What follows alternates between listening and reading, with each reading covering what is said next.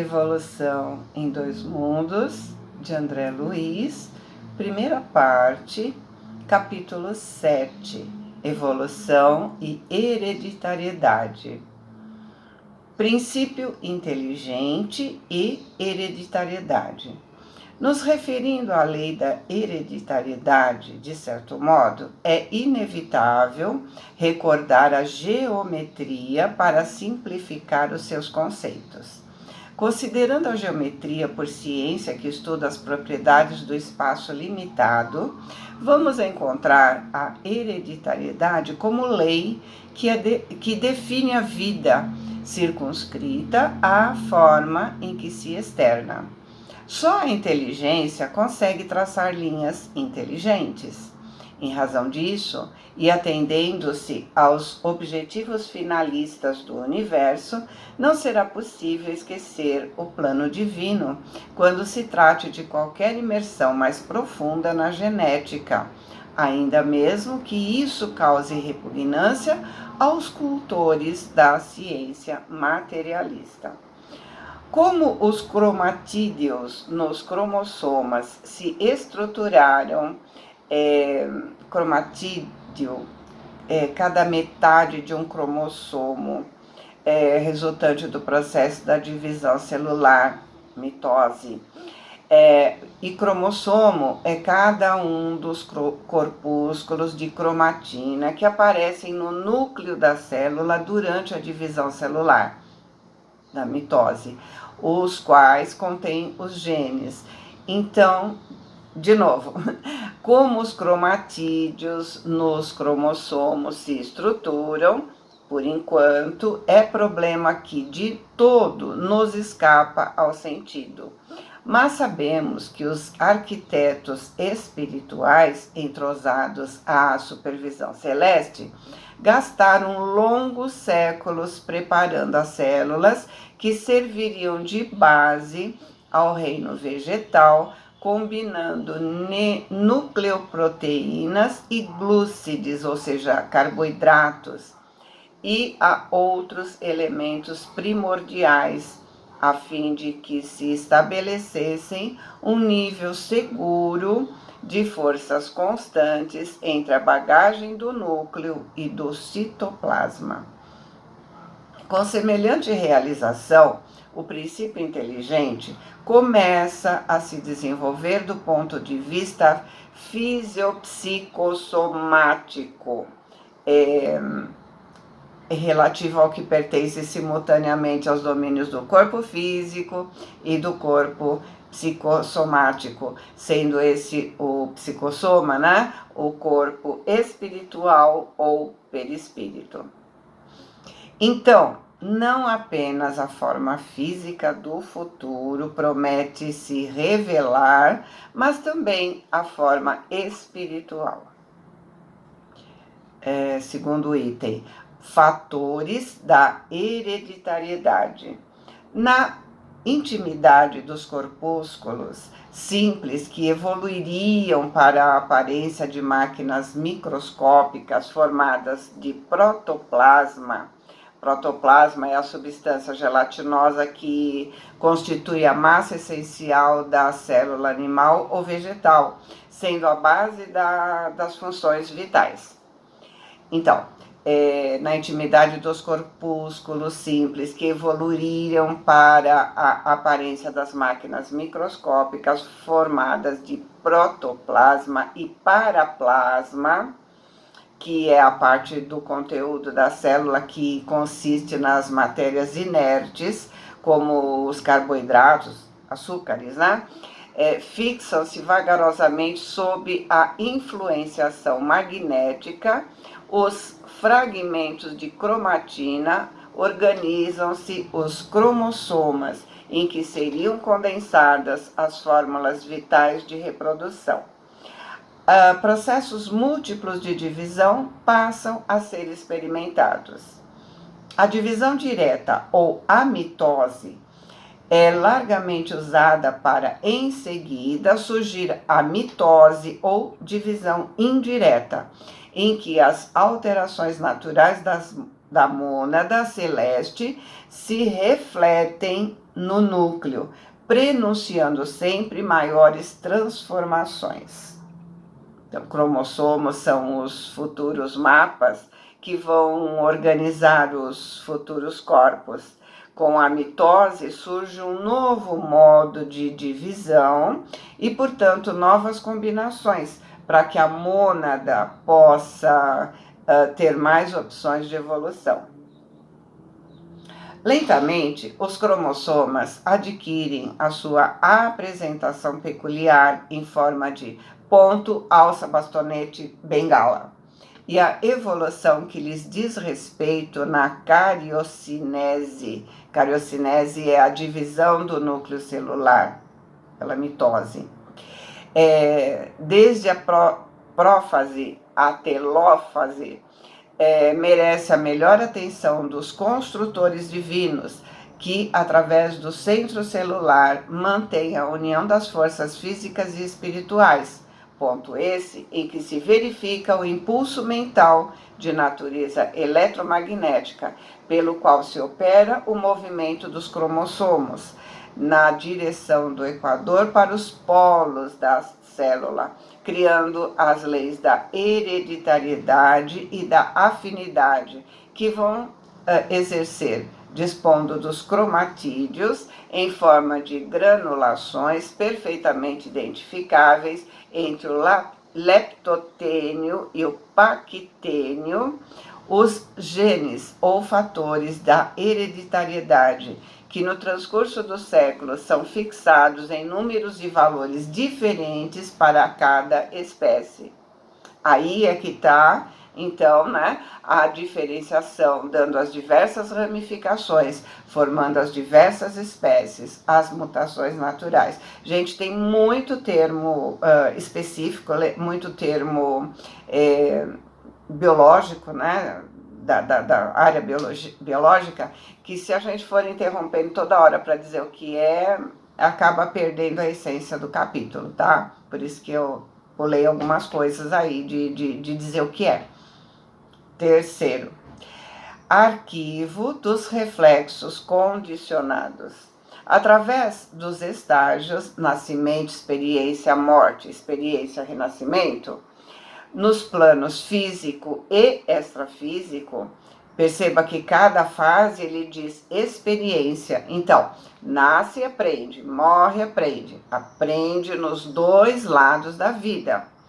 As crisálidas de consciência, as mônadas, dentro do princípio de repetição, respiram sob o sol como seres autótrofos no reino vegetal. Então, seres que produzem o próprio alimento, onde as células, nas espécies variadas em que se aglutinam, se juntam, se reproduzem de modo absolutamente semelhante. Nesse domínio, o princípio inteligente, servindo-se da herança e por intermédio das experiências infinitamente recapituladas, habilita-se a diferenciação nos flagelados. Flagelados são aqueles que têm uns rabinhos. Subindo progressivamente a diferenciação maior na escala animal, onde o corpo espiritual, como protoforma humana, então a forma inicial humana, já oferece moldes mais complexos diante das reações do sistema nervoso, eleito para a sede dos instintos superiores, com a faculdade de arquivar reflexos condicionados. Então, reflexos que esses corpos iniciais vão recebendo e guardando, fazendo com que esses reflexos fiquem automatizados no sistema nervoso. Item 4, construção do destino. As células sofrem transformações profundas, porque o elemento espiritual deve agora viver como ser alótrofo, ser que depende do outro organismo para se alimentar, não consegue produzir o seu próprio alimento.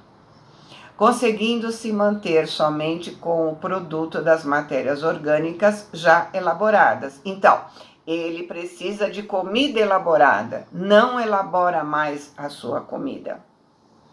Com a passagem do tempo e sob a inspiração dos arquitetos espirituais que orientam a evolução da sua forma, avança na rota do progresso, plasmando novos implementos, novos órgãos no veículo de expressão. Entre a esfera terrena e a esfera espiritual, adquire os orgânulos particulares com que passa a atender várias funções entre os protozoários, proto é princípio, primeiros animais, como sejam os vacúolos pulsáteis para a sustentação do equilíbrio osmótico e os vacúolos digestivos para o equilíbrio da nutrição.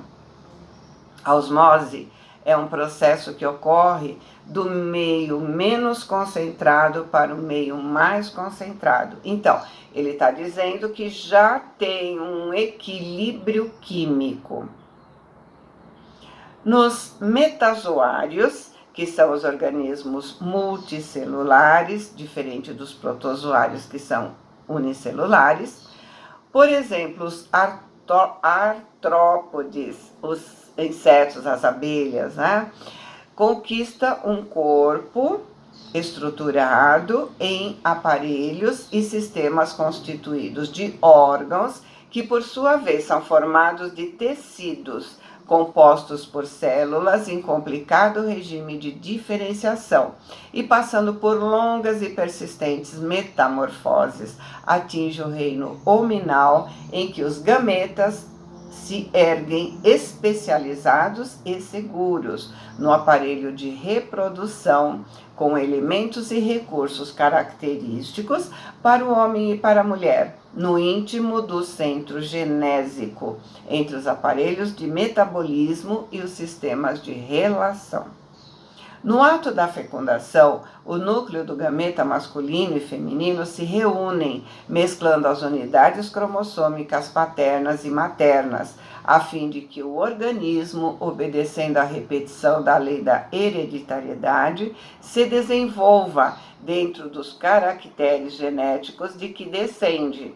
Mas agora, no reino humano, o espírito, entregue ao comando da própria vontade, determina com a simples presença ou influência no campo materno os mais complexos fenômenos endomitóticos, que é o processo de duplicação cromossômica dentro da membrana do núcleo, no interior do ovo, edificando as bases de seu próprio destino, no estágio da existência cujo início o berço assinala.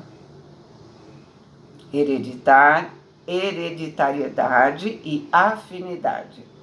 Nas épocas remotas, os semeadores divinos guiavam a elaboração das formas, traçando diretrizes, traçando metas, né, ao mundo celular.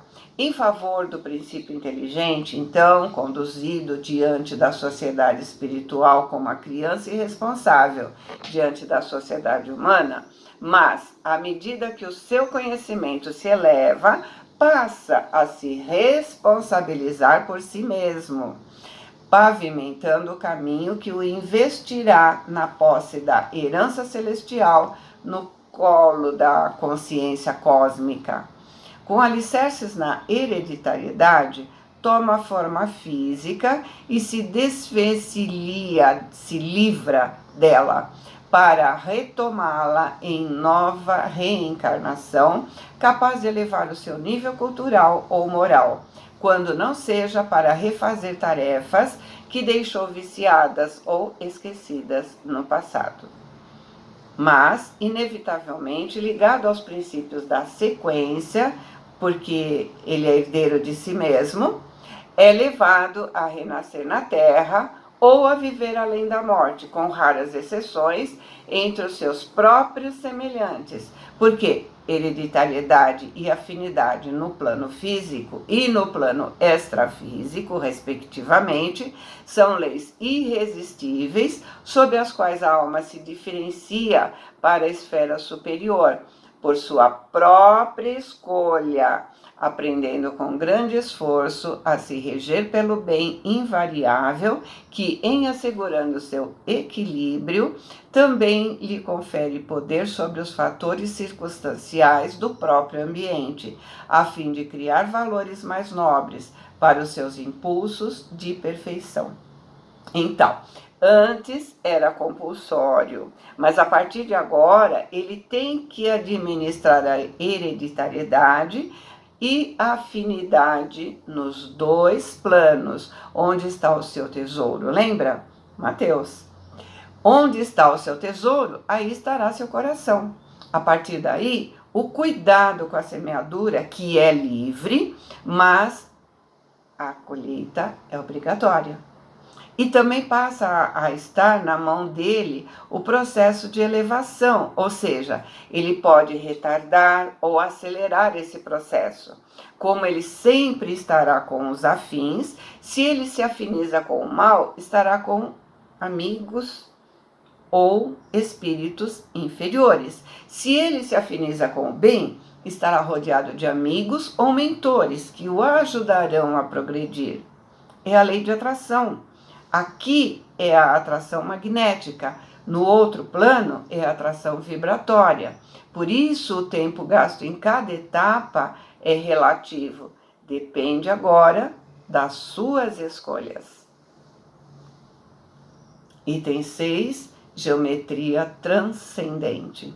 Chegada a essa eminência, a criatura se submete à lei da hereditariedade, com direito de alterar as suas disposições fundamentais até ponto não distante do limite justo, segundo o merecimento de que disponha, para ajudar aos semelhantes na escalada a mais ampla aquisição no caminho da evolução. Recolhe assim a ajuda preciosa dos organizadores do progresso, na mitose do ovo, na divisão celular do ovo, né? Que lhe permitirá novo corpo no mundo, uma vez que toda permuta de cromossomas no vaso uterino está invariavelmente governada por agentes magnéticos ordinários ou extraordinários, conforme o tipo da existência que se faz ou refaz, com as chaves da hereditariedade atendendo aos seus fins.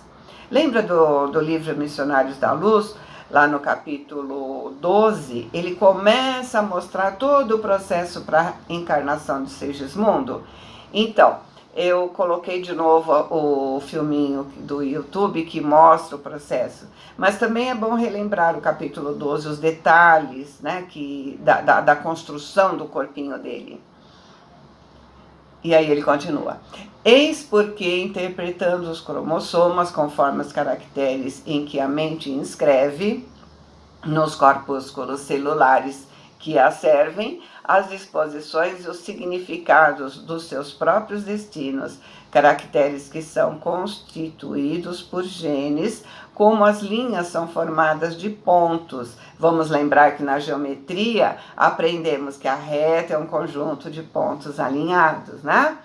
Genes, então ele está falando, né? Caracteres que são constituídos por genes, como linhas são formadas por pontos, genes aos quais se mesclam os elementos chamados bióforos, e tomando os bióforos nesses pontos, como sendo os glânulos de tinta que os colorem, será lícito comparar os princípios germinativos nos domínios inferiores aos traços da geometria elementar, que é composta apenas de linhas e figuras simples da evolução, para encontrar nesses mesmos princípios, nos domínios superiores da alma, a geometria transcendente aplicada aos cálculos diferenciais e integrais das questões de causa e efeito. Então, bióforos são os portadores das características das células que formariam os tecidos, que são unidades de força psicossomáticas, que se localizam nas mitocôndrias. A mente transcende seus estados felizes ou infelizes a todas as células do nosso organismo, através dos bióforos. E cálculo diferencial integral, que tanta gente acha assim, ai meu Deus, né? É a parte fundamental da análise matemática. Ela é compreendida pelo cálculo infinitesimal, com magnitudes infinitamente pequenas. Foi criado pelo físico e astrônomo matemático Isaac Newton, em 1700 e alguma coisa, né? E, independentemente deste, pelo filósofo e matemático Gottfried Leibniz. Não sei se eu falei certo, mas enfim, valeu, né? Bem, na verdade, o que ele está querendo dizer é que, num primeiro momento, o corpo era formado por figuras básicas. Lembramos a figura do homem das cavernas, né, por exemplo? Mas que, com o passar do tempo, com a evolução do ser, o homem passa a contar com a ajuda dos seres mais evoluídos para ajudá-los a compor seu corpo com linhas mais harmoniosas ou com os defeitos necessários para o aprendizado. Item 7. Hereditariedade e conduta. Portanto, como é fácil de sentir e aprender, o corpo herda naturalmente do corpo, somos herdeiros de nós mesmos, lembra? Segundo as disposições da mente, que se ajusta a outras mentes nos circuitos da afinidade, cabendo, assim, ao homem responsável reconhecer que a hereditariedade relativa, mas compulsória, talhará o seu corpo físico, de que necessita em determinada encarnação, não lhe sendo possível alterar o plano de serviço que mereceu ou que foi incumbido, segundo as suas aquisições e necessidades, mas pode, pela própria conduta feliz ou infeliz, acentuar ou atenuar a coloração dos programas que indicam sua rota, através dos bióforos ou unidades de força psicossomática que atuam no citoplasma, projetando sobre as células e, consequentemente, sobre o corpo, os estados da mente, que estará enobrecendo ou agravando a própria situação, de acordo com a sua escolha do bem ou do mal. Bem, pessoal, a explicação desse item está no livro Ação e Reação, onde o André nos mostra o que faz nossa conduta feliz ou infeliz, o que acentua ou atenua os programas das nossas vidas. Ele nos dá exemplo de dívida agravada, dívida atenuada, dívida estacionada, dívida aliviada, enfim. Cada capítulo do livro Ação e Reação nos mostra as várias possibilidades do nosso destino. Lembrando que nossas emoções agem nos bióforos, envenenando ou nutrindo as células. Então, emoções negativas envenenam as células, emoções positivas nutrem as células. O perdão é muito importante, porque ele anula emoções negativas. Então, o perdão é importante para a saúde do corpo. Se você pode ter saúde ou doença, porque você atua sobre as células. Portanto, melhorar ou piorar depende de você. Depende do seu padrão mental. Lembrando que tristeza adoece e alegria cura. Seja seu médico, não seu inimigo. Gente, eu não sei se eu coloquei todas as palavras de acordo em termos na leitura, não sei se eu não sou especializada em biologia, não sei se eu consegui passar para vocês, né, tudo que o André passou. Na verdade, eu encontrei em PDF um elucidário do livro e eu me utilizei dele para poder explicar alguma coisa que eu também não estava entendendo.